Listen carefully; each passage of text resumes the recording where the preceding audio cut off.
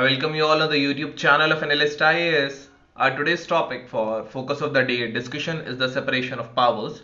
So we will see why in use, what is separation of powers, what is the need to separate power, then we will see the issues with separation of powers. After that we will see constitutional provisions of separation of powers, and I have also discussed the basic structure of doctrine. What is basic structure? It is right now in the news a lot of times. After that we will see our prelims practice question, then we will come to our mains practice question as usual.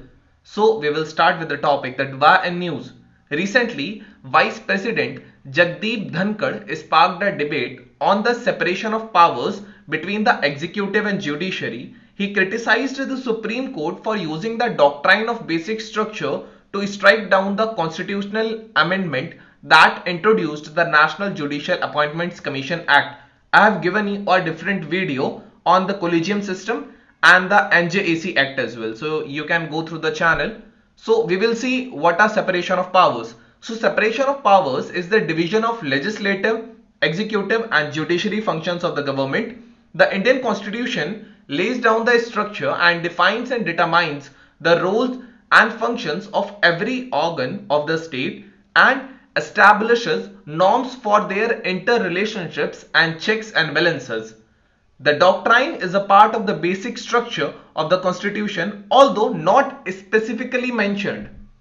So these are the three organs of the government. There is legislative, executive and judiciary. So the legislative makes laws, it approves presidential appointments, two senators from each state. The number of congressmen is based upon the population. This is given about the America.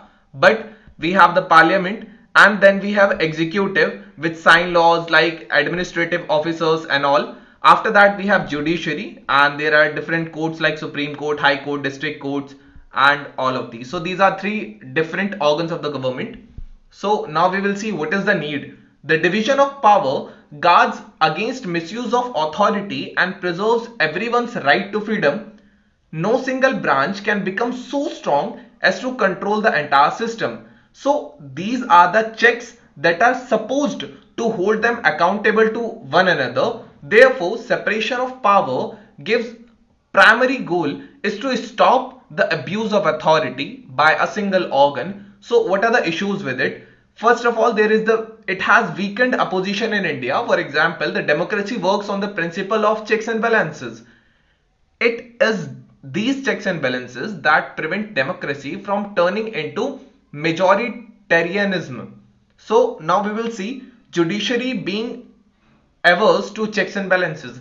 The Supreme Court has held the 99th constitutional amendment, which provided for establishment of the National Judicial Appointments Commission, as invalid.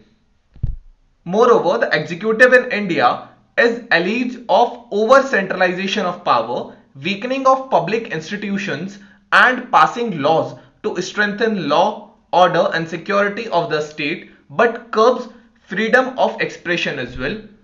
So we will see what are the constitutional provisions for the separation of power. First of all, there is the directive principle of state policy, which is Article 50, and it is obligation over the state to separate judiciary from the executive. Then there are Article 53 and 154. The executive power of the union and the state shall be vested with the president and the governor respectively, and they can enjoy immunity from civil and criminal proceedings when they are in office.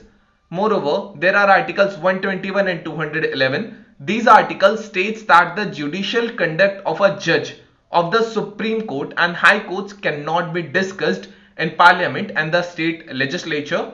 Then there are Article 122 and 212.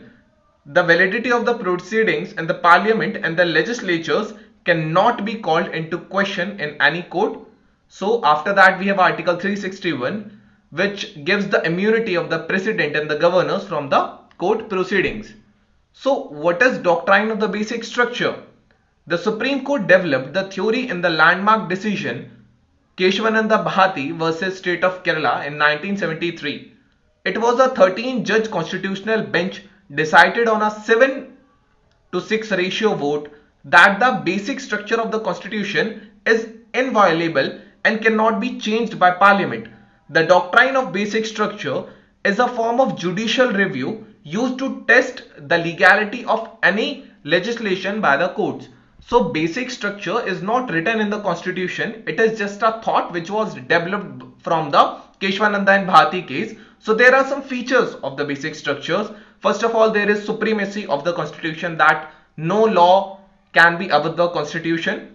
Then there are republican and democratic form of governments, secular state of the constitution, then separation of powers between legislature, executive and the judiciary, then federal character of the constitution. So these are some features of the basic structure.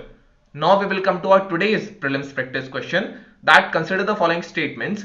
The doctrine of basic structure is a form of judicial review that is used to test legality of any legislation by the court. Then we have Kesavananda Bharti judgment of 1973 limited the parliament's power under article 368 to amend the constitution. Which of the following statements are correct?